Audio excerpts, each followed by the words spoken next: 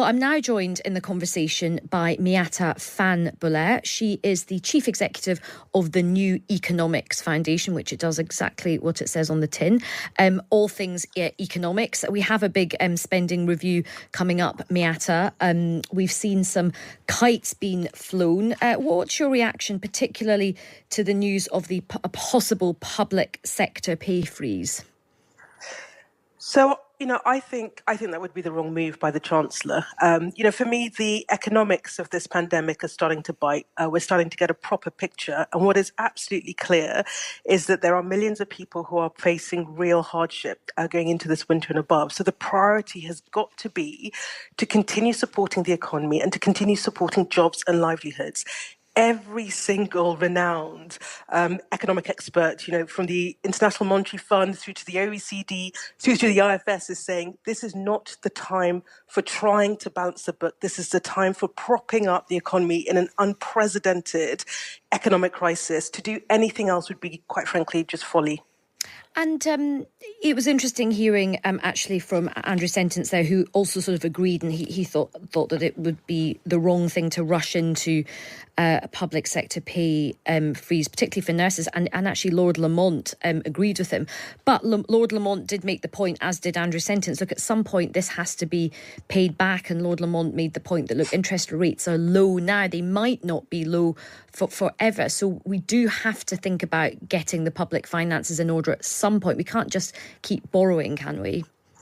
We will have to get the public finances in order, but first and foremost, we don't do it off the back of the people who have been the key workers through this pandemic, who have been the ones keeping us going and keeping our society going. You take something like the social care sector, where our social care workers are quite frankly paid a ridiculously low amount for the work that they do. And to double down on that coming out of this pandemic would be completely the wrong priority. So at some point, we will have to turn to the public finances, but we don't do it off the back of the poor like we did in the austerity years, and we shouldn't do it off the back of our key workers. We will have to think about the blend between tax rises that you do when you try and do it in the most progressive way, but also the history of the financial crisis, the countries like the US that managed to reduce their deficit, managed to get their economies growing. They invested in boosting their economies. If you get your economy working and you get it boosted, then that increases revenue, and that's the quickest way in which you pay the deficit. And Miatta, what sort of policies would you be looking forward to boost the economy?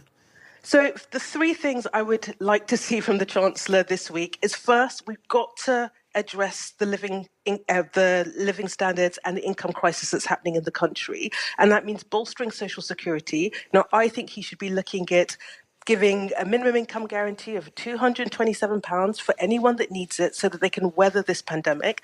I think the second, he's got to continue protecting jobs. So the furlough scheme, which has been extended to March, which is a completely arbitrary date that's been picked out of the air, we need a guarantee that furlough will continue for any businesses that are forced to have restrictions in place so we can protect jobs. And the third is he needs to be entering the space of a big fiscal stimulus. So investing in low carbon jobs so that, something like 28 billion investment in green infrastructure and training could unlock 400,000 jobs in the next 18 months. If he was to put 18 billion in investing in social infrastructure, so that's social care, childcare, teachers, nurses, that could unlock 700,000 jobs in the next 18 months. That's what we need to see so that we have some hope of rebounding from this and not just going back to the old normal that everyone says that they don't want to, but to actually do what the Prime Minister keeps talking about, build back better.